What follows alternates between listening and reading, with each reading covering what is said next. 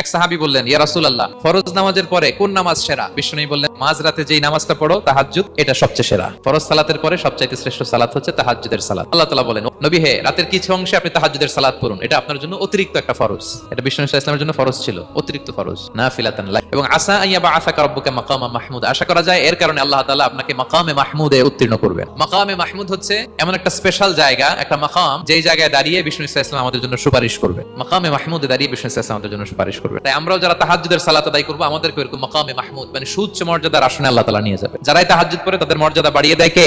এই নামাজটাকে আল্লাহ এত পছন্দ করেন কেন? এর কারণ এটা এমন সময় পড়া হয় যে সময় দুনিয়ার সবাই ঘুমায়। দুনিয়ার সবাই কি করে? নিঝুম নিস্তব্ধ রাত, আপনি উঠে ওযু করে নামাজ পড়তেছেন, তখন আপনি ঘুমান না, আপনি তখন আল্লাহর রঙে রঙিন হতে চান, কারণ আল্লাহও ঘুমান। এক সাহাবী বললেন, ইয়া রাসূলুল্লাহ, ফরজ নামাজের পরে কোন নামাজ সেরা? বিশ্বনবী বললেন, মাঝরাতে যেই নামাজটা পড়ো তাহাজ্জুদ, এটা সবচেয়ে সেরা। ফরজ সালাতের পরে সবচাইতে শ্রেষ্ঠ সালাত হচ্ছে তাহাজ্জুদের সালাত। আল্লাহ তাআলা বলেন, নবী হে, রাতের কিছু অংশে আপনি তাহাজ্জুদের সালাত পড়ুন, এটা আপনার জন্য অতিরিক্ত একটা ফরজ। এটা বিশ্বনবী সাল্লাল্লাহু আলাইহি ওয়াসাল্লামের জন্য ফরজ ছিল, অতিরিক্ত ফরজ, নাফিলাতান লাক। এবং আসা আইয়া বাআসাকা রাব্বুকা মাকামা মাহমুদ, আশা করা যায় এর কারণে আল্লাহ তাআলা আপনাকে মাকামে মাহমুদে উত্তীর্ণ করবেন। মাকামে মাহমুদ হচ্ছে এমন একটা স্পেশাল জায়গা, একটা মাকাম, যেই জায়গায় দাঁড়িয়ে বিষ্ণু সাল্লাল্লাহু আলাইহি ওয়াসাল্লাম আমাদের জন্য সুপারিশ করবে। মাকামে মাহমুদে দাঁড়িয়ে বিষ্ণু সাল্লাল্লাহু আলাইহি ওয়াসাল্লাম আমাদের জন্য সুপারিশ করবে। তাই আমরাও যারা তাহাজ্জুদের সালাত আদায় করব, আমাদেরকে এরকম মাকামে মাহমুদ মানে সুউচ্চ মর্যাদার আসনে আল্লাহ তাআলা নিয়ে যাবে। যারাই তাহাজ্জুদ পড়ে তাদের মর্যাদা বাড়িয়ে দেয় কে?